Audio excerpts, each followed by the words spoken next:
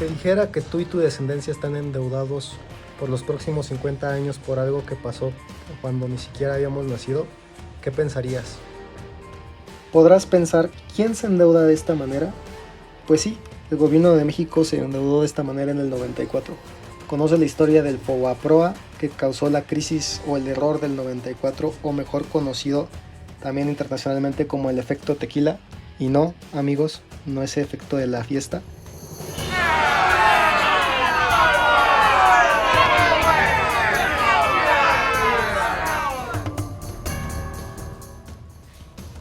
Pero no se preocupen, amigos, siempre hay tiempo para esas cosas. Ahora hay que revisar los factores que dieron pie a esta crisis financiera que sufrió México en el año 94. Principalmente los factores que dieron pie a que esto sucediera es que antes el Banco de México tenía un tipo de cambio fijo respecto al dólar, y esto lo respaldaba mediante las reservas internacionales en dólares que el país tenía. Otros temas como la inestabilidad política que había en esos momentos en el país, como el asesinato de Luis Donaldo Colosio, inestabilidad en las candidaturas, inestabilidad económica, los bancos realmente otorgaban créditos sin ningún tipo de respaldo, y con la escasez de las reservas internacionales se produjo una devaluación importante del peso frente al dólar, lo que causó una gran crisis económica en todo el país.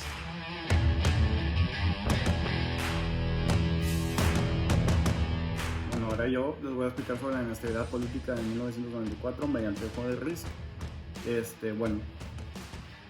Como sabemos, el gobierno de Salinas estaba haciendo un buen trabajo. La economía se está estabilizando y en 1991 se puso en marcha el Tratado de Libre Comercio, que permitía el comercio entre los tres países, Canadá, Estados Unidos y México. Eso trajo un boom a la economía mexicana y trajo inversión extranjera. Esta inversión extranjera se conoce como golondrina, y igualmente aumentó la economía mexicana. Aquí México está sobre la cuerda floja porque tanta inversión extranjera era la mayor parte de la economía mexicana. Entonces cualquier desconfianza de la inversión del capital extranjero pudiera resultar en una fuga y por lo tanto el país en crisis. Bueno, en efecto, esto fue lo que pasó. En 1994 surge el movimiento zapatista del Ejército Zapatista para la Liberación Nacional en Chiapas, que luchaba por los derechos de los indígenas. El gobierno mexicano lo maneja mal, hay descontento internacional, y las inversiones se empiezan a retirar. Igualmente en 1994 se asesina al candidato Luis Donaldo Colosio del PRI y a su líder José Francisco Ruiz. Inestabilidad vuelve a pegar a México y el capital extranjero se va. Debido a esto, la devaluación del peso era inminente, pero Salinas de Gortari no quiso devaluar. ¿Por qué? Presidente que devalúa, se devalúa. En el siguiente sexenio, Zedillo, debido a esta crisis, decide enfrentarla y propone que el peso ya no lo defina el Estado mexicano, sino que lo defina el tipo de cambio del peso, lo defina el libre mercado. Esto resultó en una caída del PIB del 6.3% y una devaluación del peso del 50%. Y a esto se le conoce como el error de diciembre. Se ahogó a personas y empresas cuando la tasa de interés aumentó considerablemente para poder detener la devaluación del peso. Los bancos, las personas y las empresas se vieron afectadas por créditos impagables. Con la quiebra de algunos bancos, los ahorros de muchos mexicanos se pusieron en riesgo. Además, al tronar esta burbuja de créditos bancarios, se destaparon malas prácticas y el desvío de recursos de algunos empresarios.